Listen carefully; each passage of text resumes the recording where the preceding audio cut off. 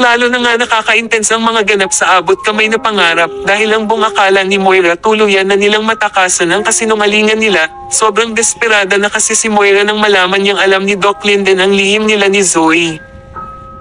Kaya naman gagawa na naman ng krimen si Moira dahil nakinig sa payo ni SPO2 na iligpit si Doc Linden upang hindi na ito mag-ingay, at nalaman naman ni Zoe ang plano ni Moira kay Doc Linden kaya sobrang nagalit siya sa mom niya dahil utak kriminal nga daw talaga ito, ngunit sinampal ni Moira si Zoe ng napakalakas dahil para naman daw sa kanila ang ginagawa niya dahil hindi siya papayag na mapunta lang sa wala ang lahat ng pinaghirapan nila.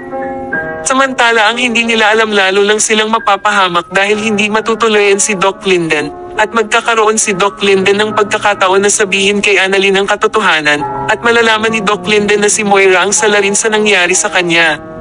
Sa tingin niyo ba tuluyan ang buburahin ni Direk si Doc Linden sa teleserye at magwawagi na naman ang kasamaan ni Moira at Zoe?